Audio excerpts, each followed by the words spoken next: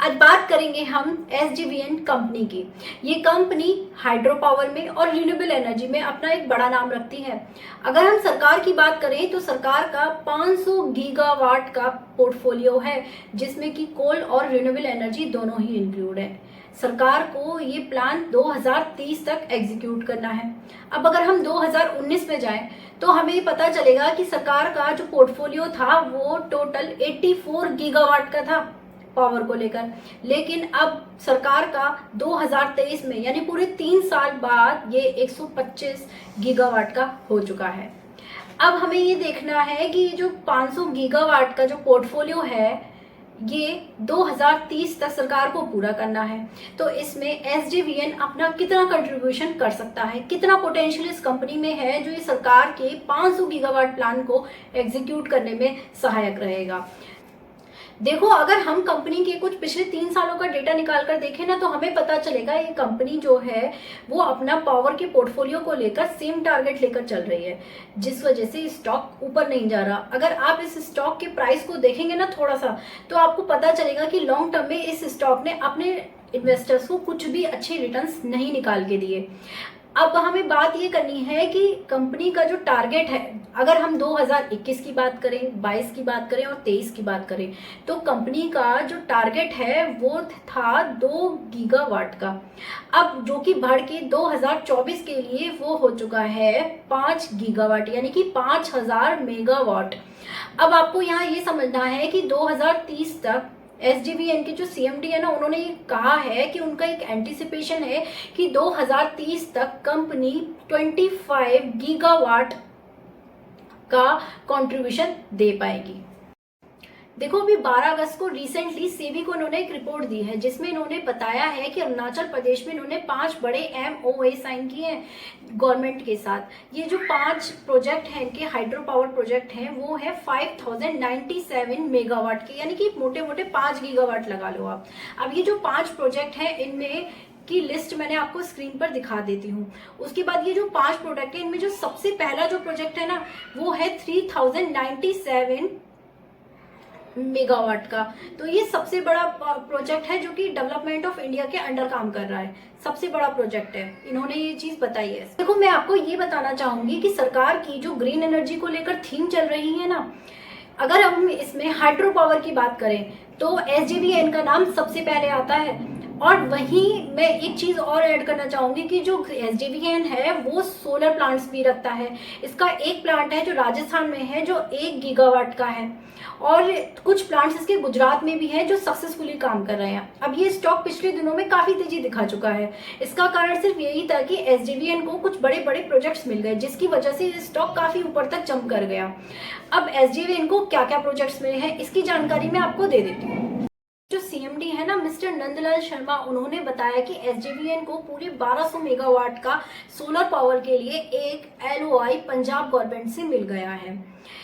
SJVN green energy limited जो कि SJVN की ही एक सब्सिडरी कंपनी है वो 1000 मेगावाट इंडिया में पूरा करेगी और बाकी जो बचा हुआ 200 मेगावाट है वो पंजाब में पूरा करेगी। इसके साथ ही इन्होंने ये भी बताया कि कंपनी 2023 से 24 तक 5000 मेगावाट यानी कि जैसा कि मैंने आपको पहले बताया था 5 गीगावाट का विजन तक पहुंचने की बहुत तेजी से सोच रही है। तो इसके साथ ही इन्होंने ये भी ऐड किया कि 2030 तक पूरे 25 गीगावाट, 2040 तक 50 गीगावाट के कंपनी का तेजी से काम चल रहा है। तो आपको यहाँ अंदाजा लगाना है कि 2023 तक 25 गीगावाट और 2040 तक इनका जो प्लान है वो 50 गीगावाट का है। अब यहाँ से ये फिगर्स चेंज भी हो सकती हैं, हमें ये देखना है कि 2024 तक कंपनी कहाँ तक जाती है। देखो, अब हम दूसरे प्रोजेक्ट की बात कर लेते हैं। एसजेवीएन के जो सीएमडी है ना, उनके मुताबिक एक न्यूज है जिसमें उन्होंने खुलासा किया है कि एसजेवीएन ने एक पीपीए साइन किया है जो कि 300 मेगावाट रिन्यूएबल एनर्जी का है।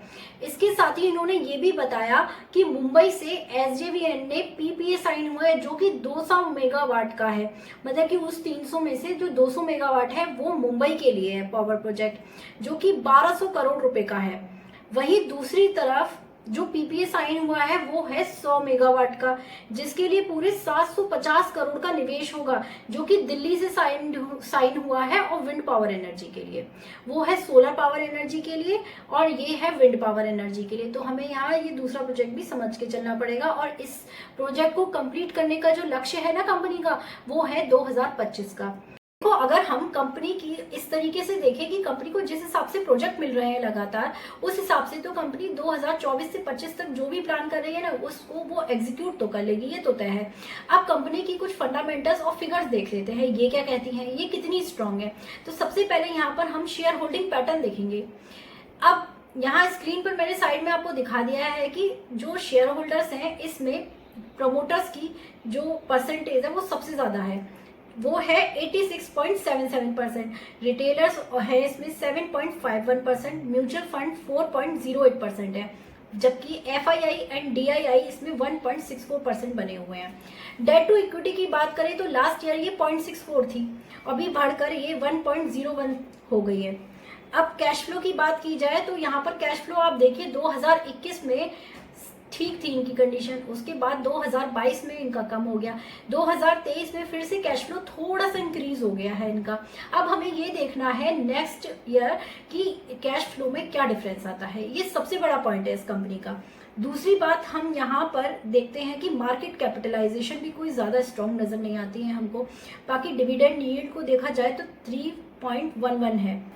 देखो इस कंपनी में मैंने अपनी इन्वेस्टमेंट अभी लास्ट मंथ ही की है, क्योंकि एक सही रेट पर मिल रहा था, और दूसरी बात कि ये डिसीजन मैंने तब लिया था जब इसको ये 3 बड़े प्रोजेक्ट मिले थे। अब मैं इस कंपनी में अपनी इन्वेस्टमेंट तभी बढ़ाऊंगी जब नेक्स्ट ईयर इसके Q1 का रिजल्ट आ जाएगा, क्योंकि इसी एक साल में सभी इन्वेस्टर को ये अंदाजा लग जाएगा कि इस स्टॉक में कितना पोटेंशियल है, ये आने वाले 4 या 5 साल में कितना आगे तक जा सकता है। अगर मैं प्रॉफिट मार्जिन की बात करूं इस कंपनी के प्रोफाइल से, तो यहाँ प्रॉफिट मार्जिन काफी अच्छे स्ट्रॉन्ग दिखते हैं। यहाँ मैं गलत भी हो सकती हूँ, आप अपनी इन्वेस्टमेंट करो तो प्लीज अपनी बुद्धि का जरूर यूज करना, अपनी एनालिसिस जरूर करना अपना इन्वेस्टमेंट करने से पहले। ये किसी भी तरीके की इन्वेस्टमेंट एडवाइस नहीं है आपके लिए। मेरा काम था आपको कंपनी के अपकमिंग प्रोजेक्ट्स के बारे में बताना और एक अच्छी अपॉर्चुनिटी के बारे में एजुकेट करना। तो आज की वीडियो में इतना ही, बाय बाय, टेक केयर।